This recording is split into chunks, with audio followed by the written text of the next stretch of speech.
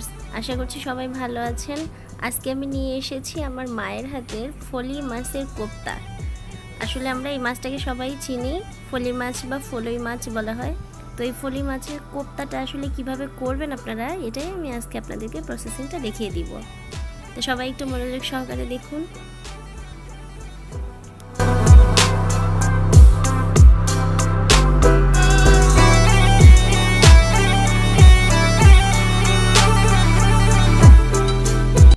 মাছটাকে প্রথমে আঁশ ফেলে ধুয়ে নিয়ে তারপরে এটার মাথা আর পাশের যে অংশটা এটা আলাদা করতে হবে, এবং আলাদা করার পরে চাইলে আরেকবার ধুয়ে নিতে পারেন। আর এবার আলাদা করার পরে যে কাজটি করতে হবে সেটা খুব ভালো করে এটাকে ছেঁচে নিতে হবে। ভালো করে ছেঁচে নিলে এই মাছ থেকে মাছের চামড়াটা সম্পূর্ণ আলাদা হয়ে যাবে। চাইলে ছুরি দিয়ে একটু আপনারা ছাড়িয়ে নিতে পারেন। যেভাবে আমি ছাড়াচ্ছি সেমভাবে আপনারা একটু ছাড়িয়ে নিতে পারেন, তাতে করে মাছের ভিতরের অংশটা বাইরের দিকে আসবে এবং এটা সম্পূর্ণরূপে মাছটা বের হয়ে আসবে।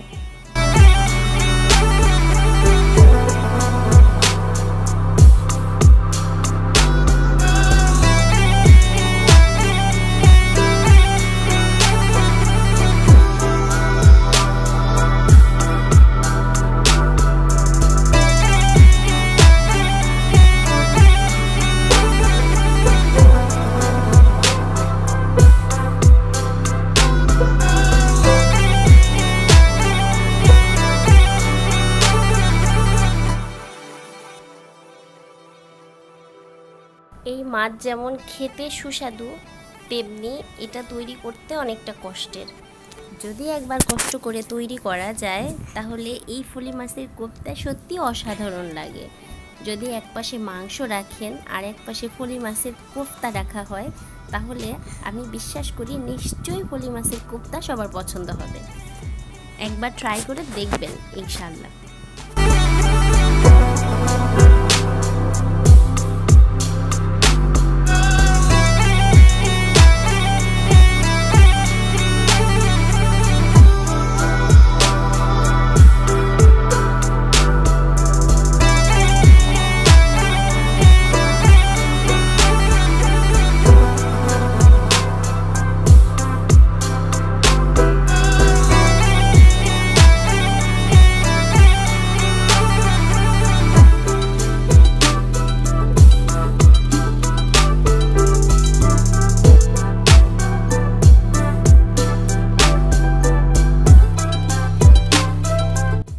একটা ছুরি বা একটা চামচের সাহায্যে মাছ আলাদা করার পরে যে অংশে মাছের সাথে কাঁটা লেগে থাকে সেই অংশটা ব্লেন্ডারের ভিতরে অথবা গ্রাইন্ডারের মধ্যে দিয়ে ভালো করে মিক্সড করলে দেখা যাবে কাঁটা সম্পূর্ণ ফিনিশ হয়ে গেছে এবং এইটা পরবর্তীতে মাছের মতোই হয়ে যাবে, যার কারণে আলাদা করে পাটায় বেটে নেওয়ার ঝামেলা থেকে মুক্ত থাকতে পারবেন। তো আমি একইভাবে মাছও আলাদা করেছি, কাঁটাগুলো আলাদা করেছি। মাছটা বাটিতে রেখেছি আর কাঁটাগুলোকে আমি একটা গ্রাইন্ডারের ভিতরে ঢুকিয়ে একটুখানি হিট দিয়ে নিব, যাতে করে পুরাপুরি মাছের মতো হয়ে যায়।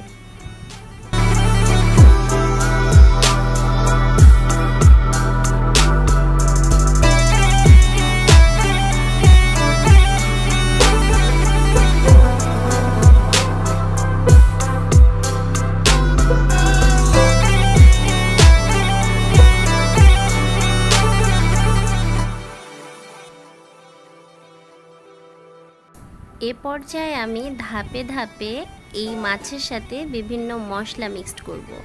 যেমন আদা এবং রসুন আমি একসাথে পেস্ট করে নিয়েছি।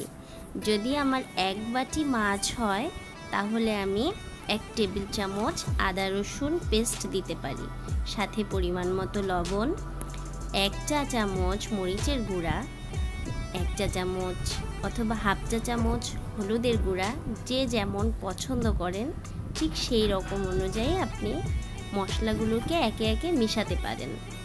হলুদের গুঁড়া দেওয়ার পরে আমি এখানে মেশাবো জিরার গুঁড়া। আমি 1 চা চামচ জিরার গুঁড়া নিয়েছি। জিরার গুঁড়া পরে আমি সামান্য ধনিয়ার গুঁড়া দিব, 1/2 চা চামচেরও কম ধনিয়ার গুঁড়া দিচ্ছি। এবার এর মধ্যে আমি দিয়ে দিব তেল। সবচেয়ে ভালো হয় সরিষার তেল দিলে। সরিষার তেল দিলে যেমনি স্বাদ বাড়বে তেমনি ফ্লেভারটাও চেঞ্জ হবে। এবার বাকি থাকলো পেঁয়াজ। পেঁয়াজ আমি দিয়ে দিয়েছি 1/2 কাপের মতো। পেঁয়াজ কুচিটা গোল গোল করে কাটবেন, তাহলে এটা দেখতেও ভালো লাগবে এবং এটা আপনাদের খেতেও মজা লাগবে। সব মশলা একসাথে খুব ভালো করে মেশাতে হবে, পেঁয়াজগুলোকে বেশি চাপ দেওয়া যাবে না। এবারে আমি ঠিক এইভাবে মাছের যে ছাল আছে, বলতে গেলে চামড়াটা, এটার উপরে আমি ঠিক সুন্দরভাবে পরিমাণ অনুযায়ী আমি মাছের ম্যারিনেট করা মশলা সহ মাছটা আমি এর উপরে দিয়ে দিব। আর তারপরে ঘুরিয়ে ঘুরিয়ে চামড়াটাকে আমি বিছিয়ে দিব, যেটা আপনারা দেখতে পাচ্ছেন। আমি আপনাদেরকে দুইভাবেই দেখাবো, একটু সাথেই থাকুন এবং দেখতে থাকুন।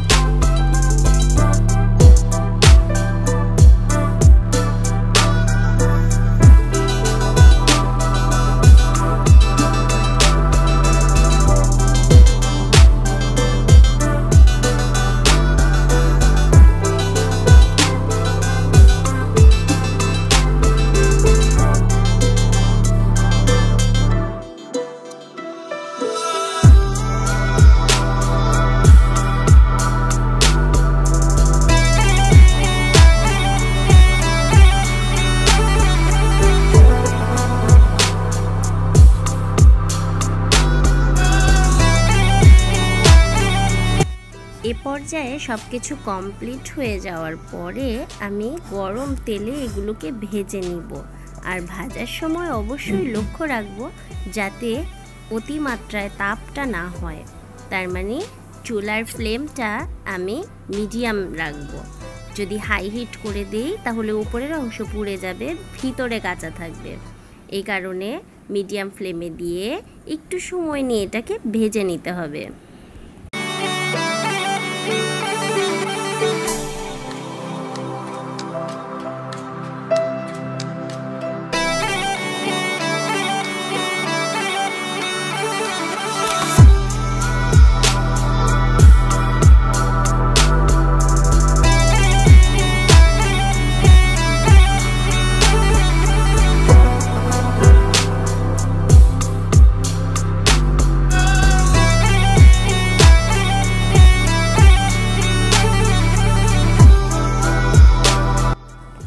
ভেজে নেওয়ার পরে এই কোফতাগুলোকে ঠান্ডা হতে সময় দিব। ঠান্ডা হওয়ার পরে এগুলোকে আমি পিস পিস করে কাটবো। আর কাটার পরে এগুলোকে হবে রান্নার জন্য প্রয়োজন শুকনা মরিচ, পেঁয়াজ আর একটু জিরা। শুকনা মরিচ তেলে ভেজে নিব, একটু 2 থেকে 3টা পেঁয়াজ নিব এবং 1 চা চামচ কাঁচা জিরা একসাথে করে ব্লেন্ড করে রেখে দিব। এবার ঠান্ডা হয়ে গেছে, এগুলোকে পিস পিস করে আমি কেটে নিব। যদি আপনারা এইভাবেও খেতে চান তাহলে এইভাবেও খেতে পারবেন, এটাও অনেক মজার। আর আমি চাচ্ছিলাম রান্না করতে, তাই আমি এটাকে পিস পিস করে কেটে নিচ্ছি।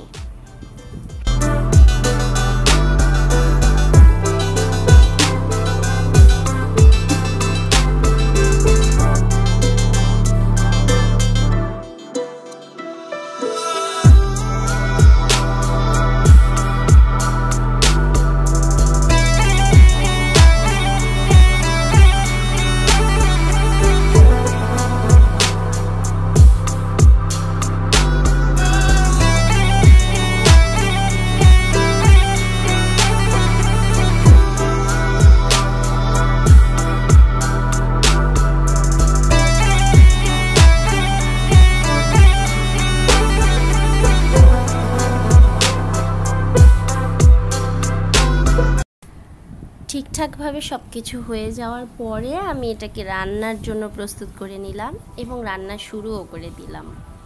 এটা রান্না করার জন্য বেশি একটা জাল করার দরকার নাই। আমি যে মশলাগুলো নিয়েছি এই মশলাগুলো বেশি জ্বালালে এর ঘ্রাণ থাকে না।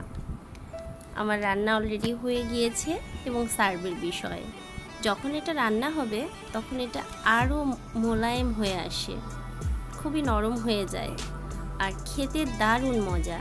যদি একবার করে খান তাহলে বুঝতে পারবেন আসলে এটা কত টেস্টি একটা খাবার। যাই হোক প্রিয় ভিউয়ার্স, আমার ভিডিওটি যদি আপনাদের ভালো লাগে লাইক কমেন্ট শেয়ার করবেন, সাবস্ক্রাইব করে রাখবেন পরবর্তী ভিডিও দেখার জন্য। তো সবাই ভালো থাকবেন, সুস্থ থাকবেন। আজ এ পর্যন্তই, আল্লাহ হাফেজ।